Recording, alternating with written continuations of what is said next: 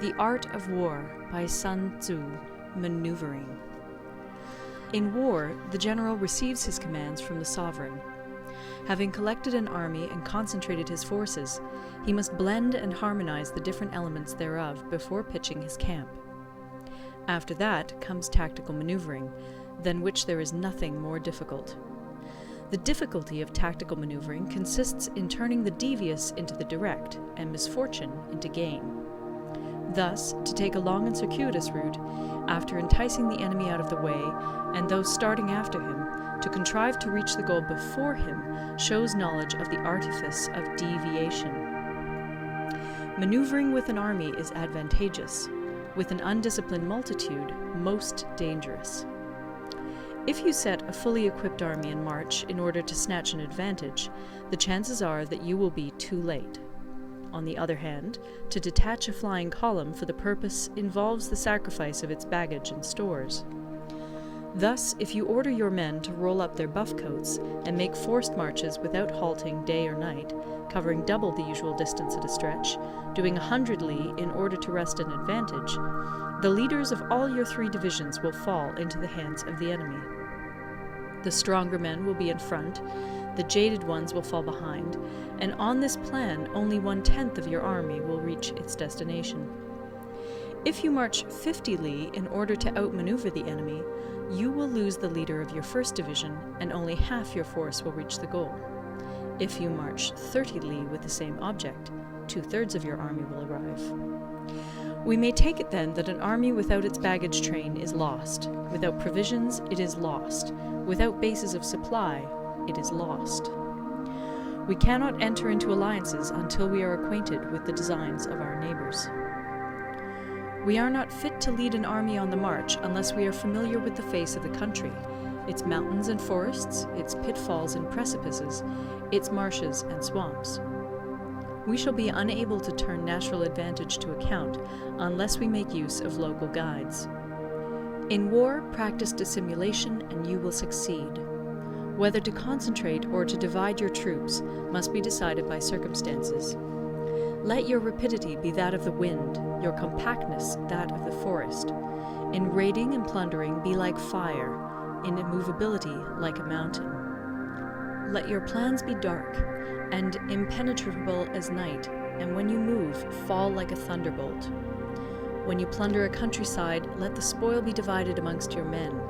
When you capture new territory, cut it up into allotments for the benefit of the soldiery. Ponder and deliberate before you make a move. He will conquer who has learnt the artifice of deviation. Such is the art of maneuvering. The Book of Army Management says, "On the field of battle, the spoken word does not carry far enough, hence the institution of gongs and drums. Nor can ordinary objects be seen clearly enough, hence the institution of banners and flags. Gongs and drums, banners and flags are means whereby the ears and eyes of the host may be focused on one particular point.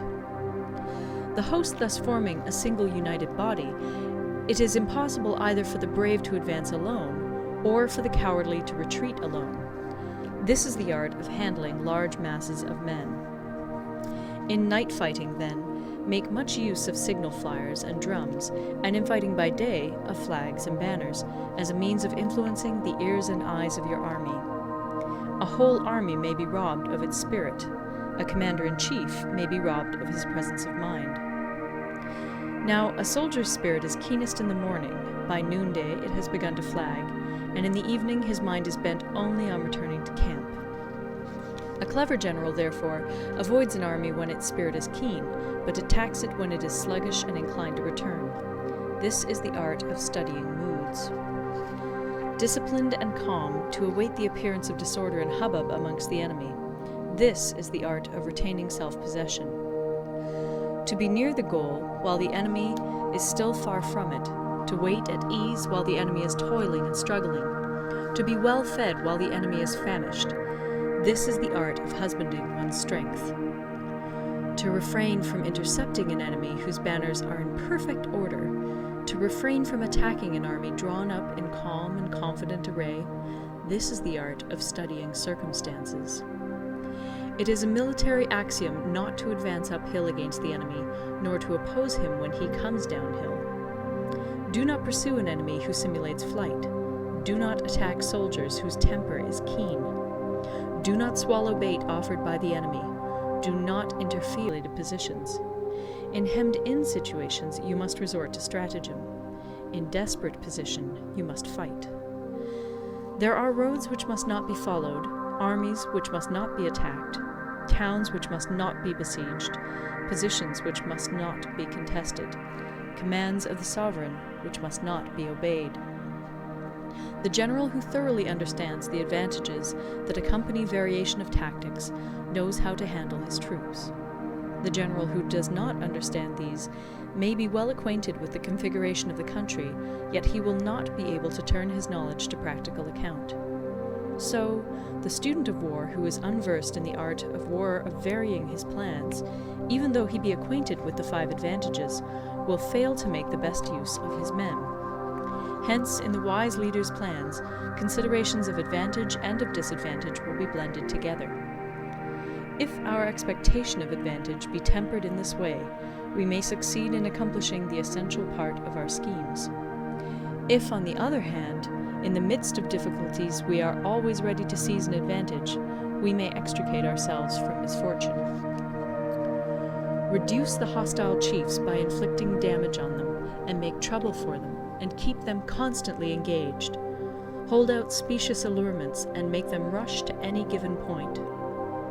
The art of war teaches us to rely not on the likelihood of the enemy's not coming, but on our own readiness to receive him, not on the chance of his not attacking, but rather on the fact that we have made our position unassailable. There are 5 dangerous faults which may affect a general. 1. Recklessness, which leads to destruction. 2. Cowardice, which leads to capture. 3. A hasty temper, which can be provoked by insults.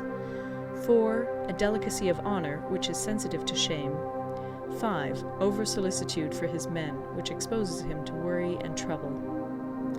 These are the 5 besetting sins of a general, ruinous to the conduct of war. When an army is overthrown and its leader slain, the cause will surely be found among these 5 dangerous faults. Let them be a subject of meditation.